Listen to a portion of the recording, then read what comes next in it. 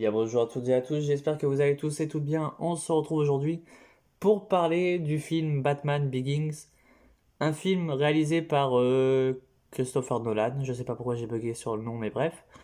Un film qui est et le Batman joué par Christian Bale, bien entendu. Un film dont, euh, disons-le, je n'aime pas vraiment les Batman de Christopher Nolan.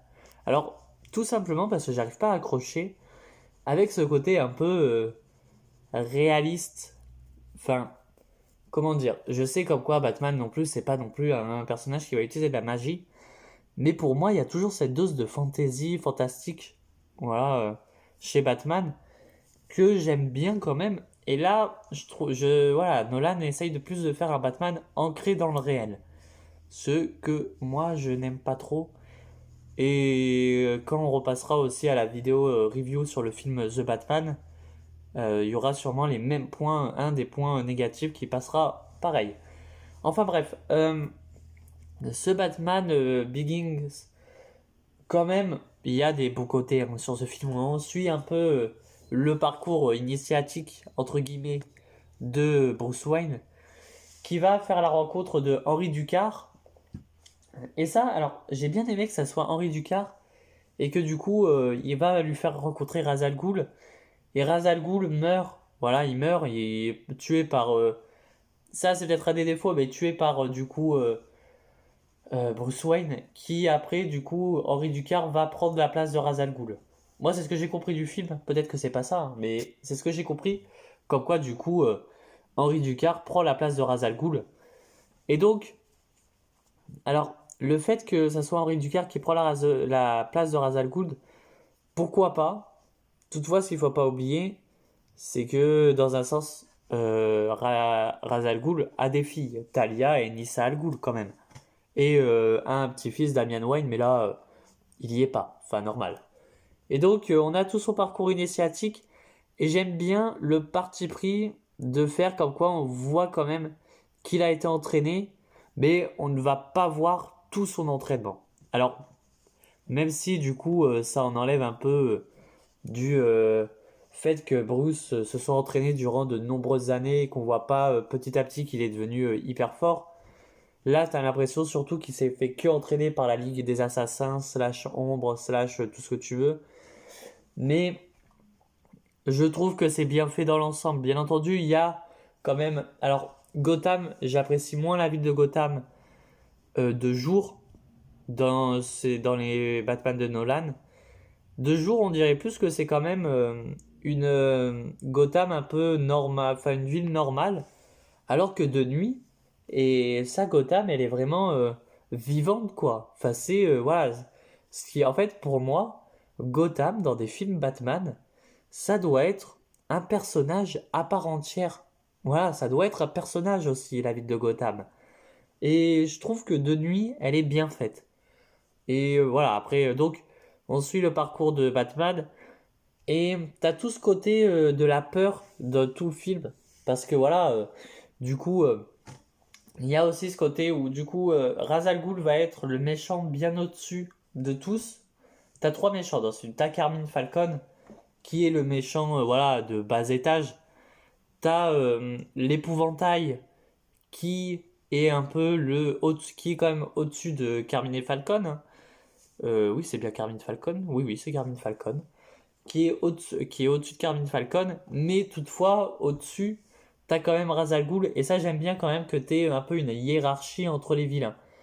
Même si je trouve quand même que l'épouvantail se fait défoncer. Alors, je sais qu'à ce moment-là, et voilà, bien entendu, je sais qu'à ce moment-là, l'épouvantail, il s'est fait asperger par sa toxine, donc qu'il est pas totalement normal, mais je trouve qu'il se fait défoncer beaucoup trop facilement par Rachel Dawes en plus. Donc, c'est pas par Batman, genre. T'as pas tant que ça d'affrontement. Alors, aussi le fait que Batman, du coup, on te fait comprendre que c'est un. Alors, t'as des bonnes séquences. On te fait comprendre que c'est un super combattant. Il se bat en donnant des coups de coude, quoi. Enfin, il y a quelques coups de poing, mais c'est tout. Enfin, c'est pas non plus exceptionnel, quoi. Je trouve quand même que ça manque quand même. Voilà, moi j'aimerais un Batman qui va presque pas user non plus de ses points ou ses coudes, mais qui va surtout contre-attaquer à chaque fois, quoi. Enfin, genre, il a toujours ce plan d'avance et de se dire, ok, là, il m'attaque par exemple avec un coup de poing, bah, je vais lui faire ça pour que, voilà, je sais pas, il tombe au sol, enfin voilà. Ou s'il doit se battre, bah, il se bat, mais vraiment violemment, sans pour autant tuer, quoi. On a ce côté, alors, on a aussi la mort des Wayne, que voilà, qui est la mort des Wayne classique, et c'est ça qui est bien. Et même si j'aime mieux comme quoi ça soit en sortant du cinéma, je sais comme quoi dans des versions c'est en sortant d'un théâtre, ça me dérange pas. Parce que voilà, là c'est en sortant d'un théâtre, etc. Les Bruce, Thomas Wayne, même si je trouve que Thomas Wayne, alors je sais comme quoi c'est sorti avant le comics Flashpoint. Donc à ce moment-là, c'est pas à ce moment-là que tu as tout ce côté où Thomas Wayne va devenir le Batman. Mais pour moi qui a lu des comics, alors je vais pas le mettre en point négatif, c'est pour ça que j'en parle là maintenant, c'est que je trouve que du coup, ce Thomas Wayne ne fait pas Thomas Wayne du coup. J'aurais aimé un Thomas Wayne un peu plus baraque, quoi. Mais bon, c'est pas grave, hein. C'est voilà, je sais comme quoi à cette époque-là, Flashpoint n'existait pas, donc je vais pas en faire tout un drame parce que justement, on n'avait pas de Thomas Wayne un peu plus baraque. Cependant, je trouve quand même que... Alors, j'aurais aimé avoir un peu plus de relation Thomas et Martha Wayne, parce que je trouve quand même qu'elle fait un peu fausse la relation. Enfin, genre, ok, à un moment donné... Alors, il y a un moment donné aussi, en sortant du théâtre, t'as... pourquoi... Alors ça, j'ai pas compris. Pourquoi Thomas Wayne, et même Bruce, hein, pourquoi ils cachent à Martha comme quoi c'est Bruce qui voulait juste partir parce qu'il avait peur. Enfin, c'est ce côté où il y a des moments où je comprends pas vraiment ce que voulait faire Nolan. Alors, que Bruce ait peur des chauves-souris, ça me gêne pas. Parce qu'il y a ce côté où Bruce avait peur de quelque chose et il va en faire son symbole. Ça, voilà, ça j'aime beaucoup. Mais pourquoi pas qu'il ait peur des chauves-souris. Après, on te fait comprendre tout le long du film. Ok, alors, il y a un truc aussi, c'est que tout le long du film, alors moi qui avais déjà vu les Batman de Nolan, hein, je savais comme quoi que l'épouvantail était dans le 1, je savais comme quoi Carmine Falcon était dans le 1 et que Ra's al Ghul était dans le 1. Ça en a pas enlevé toutefois la magie, hein. J'étais pas en mode oui, il va se passer ça, ça, ça. Parce que des fois ça m'arrive. Alors, peut-être que je suis idiot, mais des fois ça m'arrive d'aller voir un film que je n'ai pas aimé, par exemple d'aller voir les Nolan, des moments, parce que même si je les ai pas aimés, il y a quand même ce côté où c'est Batman. Même si je déteste Batman, alors c'est pas que je le déteste, parce que j'aime quand même bien le personnage, bien entendu, mais c'est que j'ai du mal avec le personnage en fait, tout simplement. Mais faut pas non plus se dire, voilà, les Batman de Nolan sont quand même bien faits, je trouve, dans l'ensemble. Mais bon, voilà. Alors, et du coup, je savais comme quoi la peur était dominante dans le film, et en le revoyant, t'as beaucoup de personnages qui te parlent de la peur, et souvent ces personnages-là sont tous liés. Parce qu'à un moment donné, t'as Carmine Falcon qui va parler comme quoi, voilà, personne n'a peur de lui, qui fait mettre la peur aux yeux des gens. Et quand tu sais comme quoi il travaillait pour l'épouvantail, ben, du coup, ça les lie vraiment au côté peur, horrifique. L'épouvantail qui travaille pour Ra's al Ghul, et qui lui aussi va te parler de la peur durant le voyage initiatique de Bruce Wayne. Je trouve ça bien intéressant. Mais bon, voilà, après, c'est pas non plus. En fait, en vrai, peut-être que je suis idiot. Alors, vous verrez comme quoi mon avis sur les Batman de Nolan, ça va être vraiment pas bizarre, mais je trouve quand même que Batman Begins est le moins bien fait. Alors, même si le prochain, je sais jamais les noms hein, des trois Batman. Le prochain, je crois que c'est Dark Knight. Je vais le trouver beaucoup moins bien. Vous allez voir. Mais, bref. Là, enfin bon, on parle du Batman Begins. Et donc, du coup, Batman va devenir. Enfin, Bruce Wayne va devenir Batman. Et j'aime bien comme quoi on est ce côté où on a la création du costume, etc. Qu'on vive le moment où il devient petit à petit Batman. C'est pas genre, il revient à Gotham et d'un coup, on le voit avec le costume. Non, on le voit créer son costume, etc., etc. Enfin bon, on va passer, et donc voilà, il va s'affronter contre Ra's al Ghul. Et j'aime bien quand même qu'il y ait ce côté, alors, même si Batman qui tue, ça me gêne, qu'il y ait ce côté où, bah en fait, je suis pas obligé de sauver n'importe qui, même si, pour moi, voilà, Batman veut sauver quasiment tout le monde, mais il sait qu'en quoi c'est pas possible, mais il aimerait sauver tout le monde. Euh, J'aurais aimé comme quoi, ben, il sauve Ra's al Ghul, même si, après, comme vous savez, comme vous savez, j'essaye de créer mon propre DCU qui va sortir en 2024. Ouais, c'est un peu retardé parce que je suis en train de refaire mon film Superman. Et je me dis que dans des films, tu peux pas te permettre de laisser en vie plein de personnages. Tu peux pas te permettre de tout le temps laisser en vie des criminels, des vilains. Alors oui, il y a des moments où, voilà, pour pas non plus te faire comprendre que ce personnage est quand même plus un anti-héros, on les laisse en vie. Mais que Ra's al Ghul meurt, je trouve quand même que du coup ça en détruit la menace. Alors bien sûr, je parle comme si je n'avais pas vu les autres films. Parce que je sais comme quoi, à un moment donné, Marion Cotillard arrive dans le dernier film. Et c'est la fille de Henri Ducard, ça je le sais. Je crois si je me trompe pas. Si je me trompe, je vous le dirai dans les prochains, bien entendu. Mais du coup, voilà, c'est pour te mettre enfin, te mettre une porte en mode tel personnage meurt et ça en crée des conséquences. Pourquoi pas? Ça me gêne pas que par moment des personnages meurent, mais je trouve quand même que bah pourquoi on n'aurait pas plutôt tué l'épouvantail? Même si j'aime bien ce vilain en réalité, ils auraient pu tuer l'épouvantail parce que justement en fait, pourquoi pas genre dans une foule, t'as l'épouvantail qui meurt.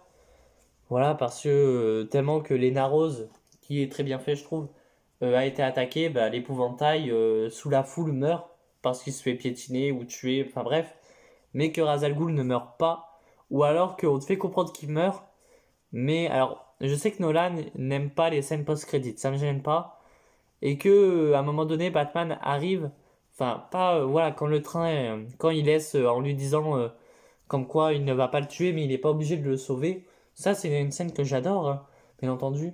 Qu'il n'est pas obligé de le sauver, qu'il se barre, voilà. Il y a quand même des scènes iconiques là, dans ce film. Et qu'il se barre, et que le train tombe et explose. J'aurais aimé que, pourquoi pas, et bien, au pire des cas, on ne voit pas Ra's al Ghul. Genre, Ra's al Ghul, à ce moment-là, a disparu. Mais bon, bref. Voilà, c'est pas grave. On va passer au point négatif du film. Parce que tout de même, voilà, j'aime quand même bien ce film. Et donc, en point négatif du film, il y a ce côté où l'épouvantail meurt, meurt, est battu trop facilement par Rachel Dawes. Rachel Dawes va lui mettre un coup de taser et du coup, il est battu. Et il se barre, quoi. Enfin bref, j'ai moins aimé. On a du coup aussi... alors, je trouve quand même que le Batman est fait trop de côté réaliste. Dans le sens où alors, ok, au départ, ça me gênera moins que Batman ne se crée pas la combinaison complète et que du coup, c'est petit à petit qu'il va les créer, ça me gêne moins. Mais le fait que on t'explique à chaque fois ce que fait, ce que fait chaque équipement. Enfin bref, au pire des cas, tu te dis rien, tu te dis voilà, j'ai besoin de ça. Parce qu'à des moments, t'as Lucius Fox, pardon, qui va lui dire ça c'est pour telle chose. Bah, il y a des moments, j'aurais aimé qu'on ne le dise pas, qu'on lui laisse la magie opérer. L'épouvantail qui, pourquoi pas, je trouve qu'il est mal fait dans l'ensemble parce qu'en fait, il va juste. T'as pas tout ce côté où il connaît toutes les peurs. Il va juste balancer un produit chimique, voilà, bref. Euh, Ra's al Ghul, enfin Henri Ducard, qui est là énormément. Alors, peut-être c'est moi. Alors, soit il est déjà Ra's al Ghul et je me suis trompé, soit il est bien que Henri Ducard et il devient Ra's al Ghul après que Ra's al Ghul meurt. Mais j'aurais aimé. Alors, parce qu'en plus, à un moment donné, t'as un combat Batman Ra's al Ghul qui se fait. Et Ra's al Ghul est pas non plus le combattant extraordinaire, il se bat avec les deux mains. Pour moi, Ra's al Ghul, ça serait un personnage qui soit va se battre avec une épée mais avec une main quasiment dans le dos, ou alors, genre il va même pas sortir son épée de son étui, un peu à la Zoro le live action One Piece, et qui va juste esquiver les coups et presque même pas utiliser de son épée face à Bruce Wayne. Enfin bon, voilà. Après, pour moi, il y a aussi ce côté où Gotham. Alors, ça passera un point positif aussi après, hein, vous comprendrez. C'est pour ça, en fait, ouais, je vais faire une légère transition. C'est que Gotham, pour moi, est dans le jour une ville totalement lambda. Je trouve que dans le jour, la ville est totalement lambda, alors que dans la nuit, et ça on y reviendra, la ville, t'as l'impression que c'est totalement une ville totalement différente. Et j'aurais aimé qu'on ait ce côté que ben ça soit toujours sombre, même le jour, que tu saches pas vraiment si c'est le jour. Enfin bref, on a aussi ce côté où Bruce va arriver voir Carmine Falcon pour lui parler avant de faire son voyage initiatique. Et je trouve que du coup, le fait que Bruce, du coup, il donne sa veste au SDF, même ça j'aime bien aussi parce que du coup on le revoit. Et il y a ce côté où Bruce va lui dire comme quoi il va être recherché, mais de tout le film on n'a rien vu de tel en fait. Il y a personne qui s'est mis à rechercher Bruce, c'est ça le truc. C'est ça le problème en fait. Et puis, alors, ok, pour moi Bruce, il n'y a pas de souci, ça devrait être un peu le milliardaire, etc., qui n'est pas connu par tout le monde, ce qui est normal. Il y a des gens qui ne connaissent pas tous les milliardaires, hein. Moi y compris, je connais pas tous les milliardaires de la vie, quoi. Enfin, du monde. Je peux comprendre que pas tout le monde le connaisse. Toutefois, euh, je me dis, il y a quand même des gens qui doivent le reconnaître, qui doivent se dire, mais c'est Bruce Wayne. Enfin bon, voilà, enfin bref, un point négatif, voilà encore. Et on va passer au point positif du film. Et en point positif, eh ben, tout ce côté où on va voir petit à petit Bruce devenir Batman, ça j'ai beaucoup aimé. Voilà, parce que bah voilà, Bruce qui s'entraîne, etc. Il y a ce parti pris de quand même pas devenir, de pas montrer notamment les les entraînements de Bruce, ça en laisse un peu ce côté mystérieux. Après, toujours un point positif, bien entendu, on a ce... Alors, l'histoire d'amour entre Rachel Dawes, Doe et Bruce Wayne, ok, pourquoi pas, même si je trouve que du coup, à la fin, j'ai toujours pas compris du coup si elle est avec elle ou pas. Ou avec lui ou pas, pardon. Ça, j'ai toujours pas compris la fin, enfin bref. On a ce côté où Bruce va... Alors, j'ai bien aimé aussi, et ça m'a fait quand même sourire. C'est ce petit côté où, alors comme vous le savez, à un moment donné, Bruce va donner la veste à un SDF et du coup va se barrer. Et on y revoit à un moment donné, alors dans les quais Doc où tu as la première, je dis bien, la première apparition du Batman qui va apparaître. Et je crois, alors je vous dis peut-être une énorme connerie, hein, mais que ce SDF devient un des, voilà, qui a un des petits hommes de main de Carmine Falcon, mais ça me dérange pas, parce que voilà, on te fait comprendre comme quoi Carmine Falcon prend des SDF pour en faire ses hommes de main, ça me gêne pas comme quoi ça devienne un homme de main, et t'as ce côté où justement Bruce le revoit et va lui dire en tant que Batman, jolie veste, et va se barrer, et va même pas l'attaquer quoi. Bon, même si il aurait peut-être fallu, enfin bref, mais peut-être que c'est même pas un homme de main et je vous dis une grosse bêtise. Et donc, Bruce Wayne qui devient justement Batman. J'ai bien aimé aussi cette relation qu'il a avec James Gordon, même si je trouve qu'elle est vite fait rapidement, où il va arriver derrière lui, faire croire qu'il a une arme, alors que c'est une agrafeuse, et va se mettre à lui dire, voilà, enfin, va lui dire comme quoi maintenant ils font équipe. Et j'aime bien ce côté où il lui dit aussi, parce qu'à un moment, James Gordon va lui dire, vous travaillez seul, et Batman qui lui dit non, maintenant nous sommes deux. Ça, j'aime bien aussi. Et voilà, il y a tout ce côté, voilà, où voilà, on voit quand même Batman, même si j'aime pas trop les façon dont il se bat, ça en reste quand même pas moins un bon Batman, je trouve. Après, on a aussi, alors, toujours un point positif, la ville de Gotham, qui est, alors, dans le jour, comme je disais, très mal faite, je trouve, mais dans la nuit, c'est une superbe ville. C'est une ville qui, voilà, pour moi, comme je disais, Gotham doit être un personnage central. Et bien là, on a Gotham qui est pollué, alors peut-être que ça arrive beaucoup plus vers la fin, surtout quand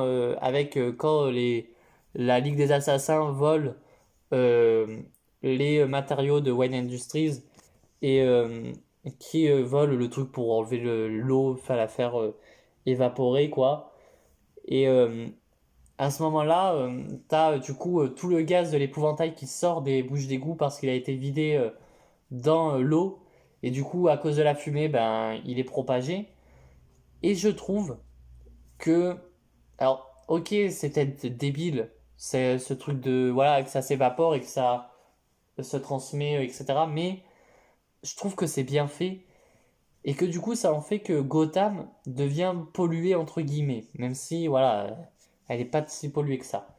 Je trouve que Batman, on le voit pas tant ça faire des combats.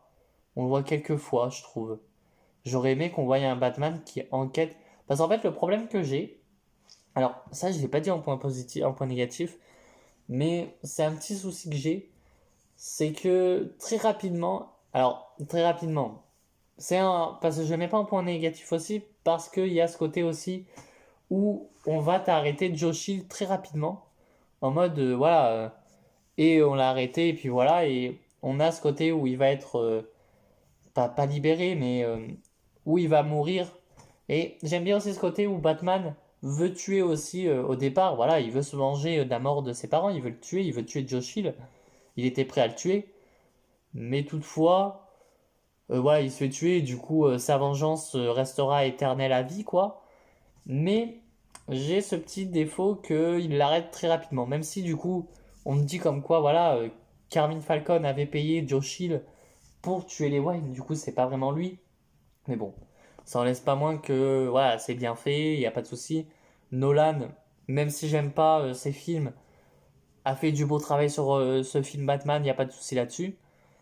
Et donc, voilà, alors il y a aussi tout ce côté avec Alfred qui est super bien. En fait, je pense que à chaque Alfred a toujours été super bien fait, quoi. Ce Alfred, je le trouve super bien fait. Et j'aime bien ce petit côté aussi où il y a de l'humour, mais c'est de l'humour de situation, ou c'est de l'humour où c'est Alfred qui va le dire. C'est cet humour un peu anglais, quoi. Enfin, un peu à la britannique, que Alfred va dire à chaque fois.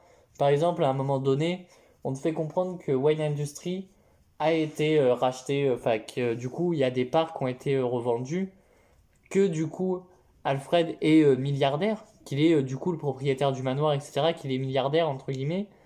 Et j'aime bien ce côté où du coup, Alfred va dire à Bruce qui lui prête du coup la Rolls-Royce. Enfin ouais, si je me trompe pas. Mais voilà, parce que du coup c'est lui qui est le chef maintenant et qui lui prête, mais qu'il faut qu'il la ramène et qu'il lui fasse le plein d'essence. C'est des petits, ça c'est de l'humour qui est bien emmené, notamment aussi voilà, à un moment donné, t'as Alfred qui va quand ils sont en train de commander pièce par pièce le costume, même si j'aime pas trop, mais bon, il le commande pièce par pièce et que t'as Alfred qui dit comme quoi les oreilles de chauve-souris, faut qu'il les achète en énorme quantité pour pas veiller de soupçons. Et que t'as Bruce qui va dire bah au moins on en a en rechange. Et t'as Alfred qui va dire oui, mais c'est ce oui qui va faire comme quoi c'est une légère pointe d'humour. Et il y a de l'humour dans ce film, mais c'est l'humour que parce que c'est de l'humour de situation et de l'humour fait par un seul personnage et c'est pas tout le temps. Ça en vient pas humoristique au possible, non. C'est de l'humour qui arrive très lentement, très douce, très là, qui est là, mais qui va pas être en mode on tartine l'humour jusqu'à ce qu'on n'en peut plus, et où au pire, ah, t'as compris la blague, non, c'est pas de l'humour comme ça. Enfin bref, voilà, sinon un très bon film dans l'ensemble, bien entendu. C'est pas non plus un super film, même s'il va être très haut dans le classement parce que je me dis que on passe à des films qui me donnent toujours envie de voir. Et donc, ce film, alors ça peut vous paraître bizarre à ce que je vous ai dit, comme quoi, voilà, les films de Nolan, j'aime pas beaucoup, mais n'empêche que je préfère, alors même si il va très vite changer, parce que vous allez comprendre pourquoi. Parce que il va très vite changer de place, ce film de Nolan. Parce qu'on va passer au classement, et alors, au classement, je vais le mettre en première position. Voilà, il est en première position pour l'instant. Parce que Batman Begins, même si j'aime pas vraiment ce film, et en même temps que je vous dis qu'il est en première position, je suis en train de mourir intérieurement. C'est que je me dis, il va falloir que je me tape tout le montage de un par un, mettre le classement un par un sur ce qui a changé. Enfin bref, ça, c'est pas de votre ressort. Mais voilà, donc il va passer en première position, mais très vite, vous allez comprendre comme quoi il repassera sûrement en deuxième. Alors peut-être que je vous dis ça et que ça va pas du tout être ça, hein. Mais le prochain film qui va être, ça va être Superman Returns. Et Superman Returns, je vais essayer d'être objectif, mais je serai énormément subjectif, je pense. Parce que c'est le premier film DC Comics, Superman Returns, que j'ai vu. Alors, pas au cinéma, parce que je l'avais pas vu au cinéma, c'était en CD, en DVD. Mais j'étais tout petit hein, à cette époque, hein. Il est sorti en 2006, le Superman Returns, et je l'ai vu en DVD. Mais c'est comme, en fait, tout ce qui est, en fait, c'est comme le Batman de Nolan. Lui, je l'ai vu en DVD parce qu'il faut savoir que moi, à cette époque-là, bah, les Batman, c'était pas mon truc. Je préférais beaucoup plus aller voir les. Alors, j'ai vu surtout le troisième Spider-Man au cinéma, hein, parce que les autres, j'étais encore trop petit pour aller au cinéma.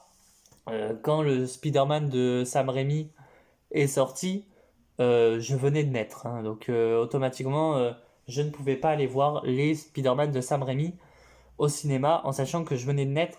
Et le premier film Spider-Man que j'ai vu, c'est le Spider-Man 3, même si j'avais vu les autres avant, parce que j'avais justement les CD, les DVD, enfin, non, c'était en DVD, c'était plus en cassette. Non, c'était en DVD, les films de Sam Raimi. Et pareil pour les Batman de Nolan, que j'ai vus en DVD, parce que même j'avais peur de Batman en fait à cette époque. Je sais pas, moi, j'étais en mode, ben non, genre ça fait peur. Enfin voilà. Voilà la petite anecdote de que j'avais peur des films de Batman, de Nolan, de Batman quand j'étais petit. Même si maintenant, voilà, j'en ai pas peur, bien entendu. Mais bon, enfin bref. Sur ce, si la vidéo vous a plu, n'hésitez pas à liker, à partager, à vous abonner. Et moi, je vous dis à très vite et à très bientôt pour de prochaines vidéos. Allez, ciao tout le monde.